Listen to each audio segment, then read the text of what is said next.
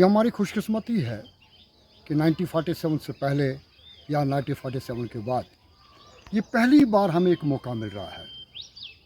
और वो मौका हमें जनाब गुलाम नबी आज़ाद साहब, जो हमारे चीफ मिनिस्टर रह चुके हैं, जो इस वक्त चेयरमैन डेमोक्रेटिक प्रोग्रेसिव आज़ाद पार्टी के हैं, हमें उसका एहसानमंद रहना चाहिए कि साहब पहली बार एक अच्छा फ़ैसला लिया गया और एक रिप्रेजेंटेशन हमें दी गई। और वो रिप्रेजेंटेशन जो है वो सूरी साहब की शक्ल में एक कैंडिडेट जो है हमें मिला है।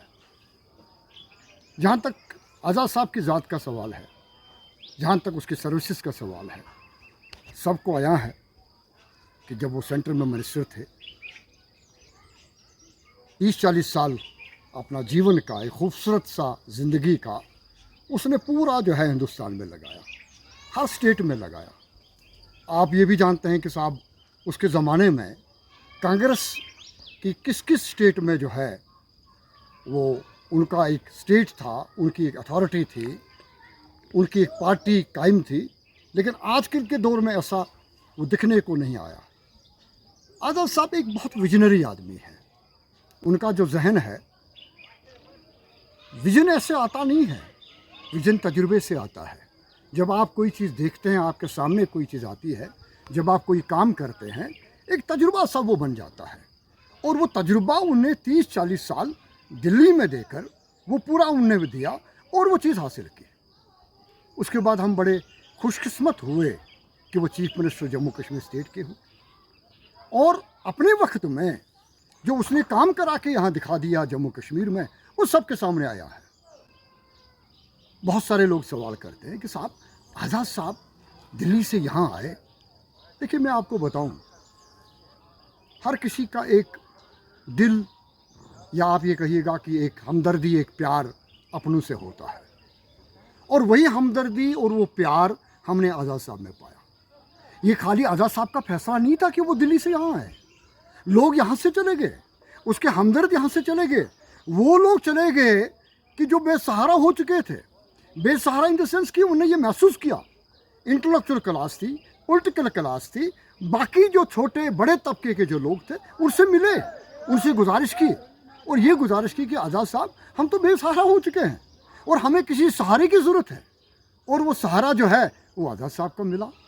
और एक फैसला उन्होंने लिया कि साहब वो जम्मू कश्मीर में आए ताकि अपने लोगों की खिदमत करें। यकीन जानिएगा, मैं हैरान होता हूँ कि वो कहाँ कहाँ नहीं पहुँचे, किस किस डिस्ट्रिक्ट में, किस किस पंचायत में नहीं पहुँचे। आप जाकर उनका जो पब्लिक मीटिंग कुठवा की दिख लीजिएगा, आप पब्लिक मीटिंग कुठवा की दिख लीजिएगा, हीरानगर की दिख लीजिएगा, आप उधमपुर की देख लीजिएगा।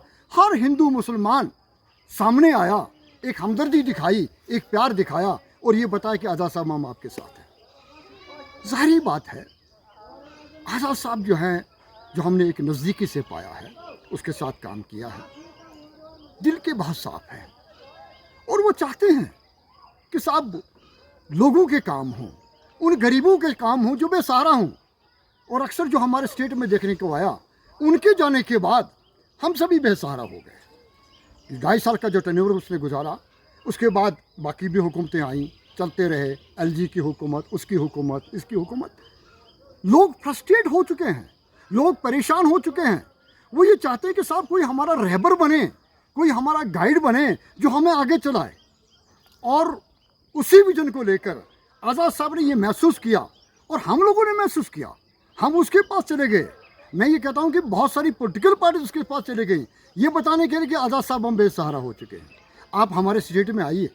और वही विजन लेकर, वही खूबसूरत जहन लेकर वो हमारे स्टेट में आए और ये पैगाम लेकर आए कि साहब हम सबको वो साथ चलाना चाहते हैं। तो मकसद मेरा कहने का ये है कि साहब पॉलिटिकल पार्टीज़ अपने अपनी कहानियाँ बताती है। ज़ाहिर बात है, ये पॉलिटिकल फील्ड है, हर कोई अपनी अपनी इच्छा। लेकिन मुझे अफसोस इस बात का होता है कि साहब ये जो पॉलिटिकल सिस्टम में आजकल यहाँ ख़ास तौर पर डिस्ट्रिक्ट किश्तवाड़ में देख रहा हूँ कि एक दूसरे के ऊपर तरह तरह की बातें, जो मेरे ख्याल में हमें वो जो है वो ठीक लगता नहीं है, जायज़ नहीं है। अरे खुदा के लिए आओ, डेवलपमेंट की बात करो, यहाँ के प्रोग्रेस की बात करो, यहाँ के जो समस्या हैं, जो यहाँ की प्रॉब्लम्स हैं लोगों की, उसको उजागर करो। लेकिन बदकिस्मती से उसमें यही है कि साहब मुझे कहना नहीं चाहिए, मैं हर किसी का एहतराम करता हूँ, और मुझे इस बात का बहुत दुख हुआ। दुख ये हुआ कि ये बताएगा कि साहब आज़ाद साहब को तो हमारी वजह से वो बन गए। भूल जाइए, मुझे इस चीज़ का शिकवा रहेगा। आज़ाद साहब की बहुत सारी मेहरबानियाँ हम लोगों पे रही हैं, स्टेट्स पे रही हैं, यहाँ के बहुत सारे पॉलिटिकल लीडर्स पे रही हैं। उसमें लोग जानते हैं, उनमें उनको बताने की ज़रूरत नहीं है।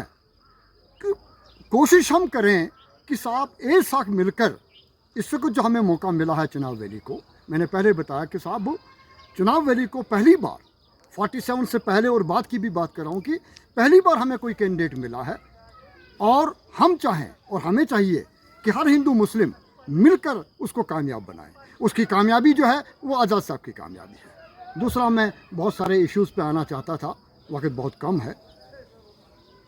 मैं ये समझता हूँ कि शिकवा शिकायत वो तो अपनी जगह है, और यकीन जानिएगा मैं ये समझता हूँ कि कॉन्स्पिरेसी है बहुत सारे लोगों की, बहुत सारे पॉलिटिकल पार्टीज़ की। वो नहीं चाहते हैं कि चुनाव वैली से कोई कैंडिडेट, अच्छा कैंडिडेट आ जाए, वो लोगों की खिदमत करे। वो नहीं चाहते हैं कि आज़ाद साहब का कैंडिडेट आ जाए। वो नहीं चाहते हैं कि साहब यहाँ की जो गुर्बत है, यहाँ की परेशानियाँ हैं, हमारे बहुत सारे इश्यूज़ हैं, बहुत सारे प्रोजेक्ट्स हैं, बहुत सारे DPRs हैं जो यहाँ सेंक्शंस भी हुए हैं, सेंट्रल गवर्नमेंट के पास हैं या किसी भी पॉलिटिकल पार्टी ने लाए हैं। बिकॉज मेरे लिए मेरा किश्तवाड़ प्यारा है। मैं आपको पहले से बताता आया हूँ, अगर किसी भी पॉलिटिकल पार्टी ने यहाँ से हमारे प्रोजेक्ट्स वहाँ लाए हैं, दिल्ली में पड़े हैं या कहीं भी पड़े हैं, एक सही वक्त हमारे पास था कि साहब सूड़ी साहब इस शक्ल में आए हैं, हम उसको कामयाब बनाएं बगैर किसी मजहब और मिलत के। एक बात मैं बताना ज़रूरी समझता हूँ, एक बहुत बड़ी कॉन्स्पिरेसी है।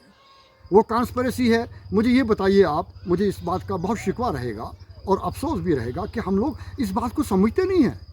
कश्मीर में आपका कोई इलाक़ नहीं है, वहाँ आपका कोई वो नहीं है कि साहब जो आप लोगों ने एक अलायंस बनाया था, आज वो कहीं नहीं है। आप जम्मू में अलायंस कर रहे हैं, ये बताने के लिए हमें दिल्ली वालों के साथ अलायंस है।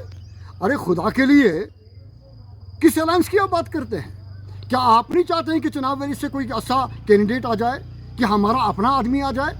आज तक कुटवा से भी लोग आए या उधमपुर से लोग आए, बाकी जगहों से लोग आए, हमारा अपना आदमी नहीं मिला। लाल सिंह जी रहे, मुझे ड्यू रिकॉर्ड है उनका, जितेंद्र सिंह जी रहे, मुझे ड्यू रिकॉर्ड है उनका, लेकिन वो कुछ नहीं कर पाए। अरे कोई भी उनका काम यहाँ देख लो, हमारी अनएम्प्लॉयमेंट है, हमारे बाकी रूल्स हैं, उनने तो उस वक्त राज किया, और इस वक्त तो आते हैं उनके झंडे, उनके डंडे, उनके जो वेलविशर्स हैं लेकर आते हैं, लेकिन उन लोगों ने किया। मेरी ही गुजारिश है, हम लोग इस बात को समझें, हर हिंदू मुसलमान इस बात को समझें कि साहब हम आगे बढ़ें, और आज़ाद साहब के विजन का, उसकी हमदर्दी का, उसका प्यार का, उसमें जो एहसास है एक खिदमत करने का अपने स्टेट के लिए, उसको हम आगे बढ़ाएं, क्योंकि ये वक्त हमें बार बार नहीं आएगा। अगर मेरी तरफ से कोई शक नहीं है, आपस में शिकवे शिकायतें होती हैं, खुदा के लिए, ईश्वर के लिए हम उसको भूल जाएं।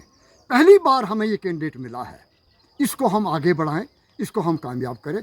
इसकी कामयाबी आज़ाद साहब की कामयाबी है, इसकी कामयाबी यहाँ के लोगों की कामयाबी है।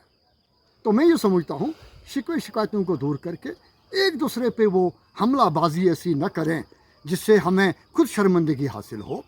आपस में मिलकर रहें, प्यार की बात करें, एक दूसरे को सहारा एक अच्छा बनाने की कोशिश करें। इस सिलसिले में आप बहुत सबका बहुत बहुत शुक्रिया। अल्लाह हाफिज़, आदाब।